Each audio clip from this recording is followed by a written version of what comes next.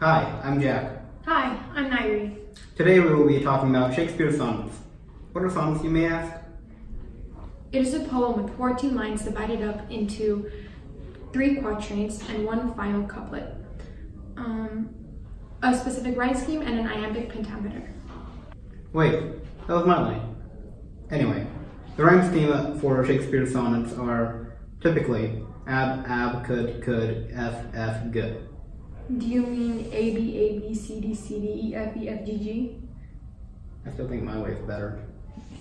Okay, Shakespeare's sonnets illustrate relationships, life, nature, time. And hardships.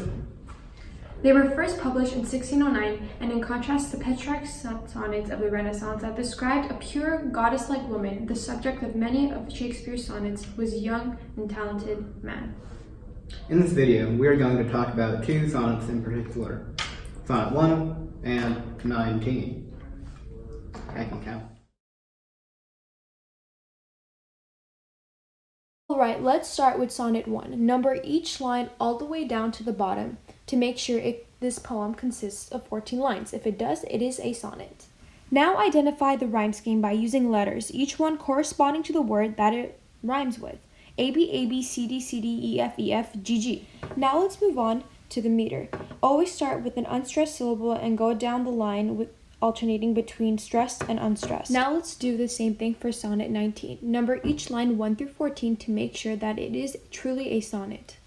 Now let's move on to the rhyme scheme, which is similar to the one of Sonnet 1. A, B, A, B, C, D, C, D, E, F, E, F, G, G.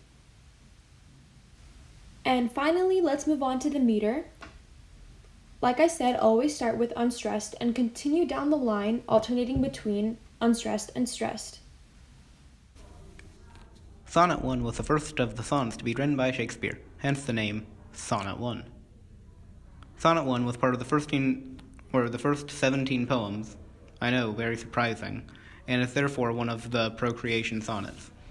And, well, it's actually kind of strange because it's about the lack of procreation, as the poet who writes to a fair lord with great beauty on the idea that he should have children and share his genes.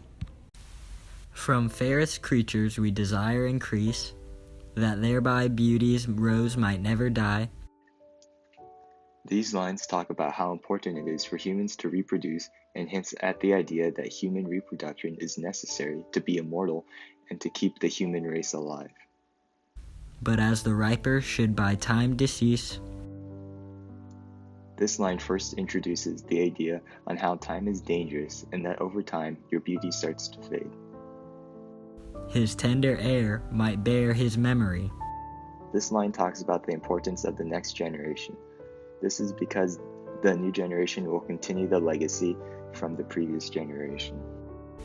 But thou, contracted to thine own bright eyes, feedst thy light's flame with self-substantial fuel, making a famine where abundance lies, thyself thy foe, to thy sweet self too cruel.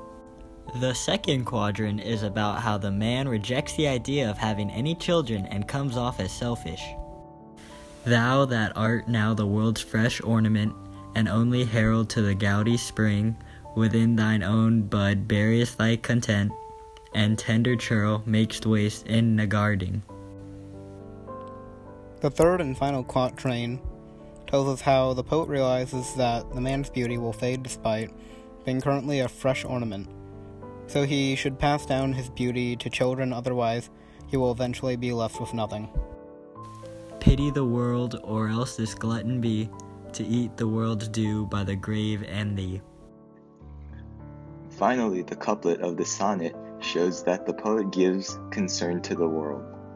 The poet displays no pity for the man if he chooses not to pass on his genes, because he sees it as the man is taking something from the world. Now let's move on to Sonnet 19, shall we? Devouring time, blunt thou the lion's paws, and make the earth devour her own sweet brood. Pluck the keen teeth from the fierce tiger's jaws, and burn the long-lived phoenix in her blood. Make glad and sorry seasons as thou fleetest, and that whatever thou wilt, swift-footed time, to the wide world and all her fading sweets. But I forbid thee on one most heinous crime. Oh, crave not with thy hours my love's fair brow, nor draw no lines there with thine antique pen, him in thy course untainted to do allow, for beauty's pattern to succeeding men. Yet, do thy worst old time, despite thy wrong, my love shall in my verse ever live young. In Sonnet 19, Shakespeare portrays time as an oppressing and inescapable force which weakens every living thing on earth. He implores time to keep his loved one young, but in the last couplet he says that through his poetry his love will remain immortal. Shakespeare starts off the sonnet by exhibiting the strength and impregnability of time. He personifies time to emphasize its immense power. For instance, he describes that time is even capable of weakening a lion and taking away its dangerous paws. Additionally, time can pluck a tiger's tooth out. It can even destroy the legendary phoenix that is known to be immortal. In the second quatrain, he tells time to do whatever it wants to do to earth, except one heinous crime. Time cannot use its antique pen to draw out lines or wrinkles in his loved one's brow, signifying a figurative battle against the drawer and the writer, time in Shakespeare. However, in the final couplet, Shakespeare cedes this fight, allowing time to take its course, because he knows that his loved one will live on his verses forever. This was especially important in Shakespeare's time, when the average life expectancy of English people, taking into account child mortality rates, was just under 40 years old.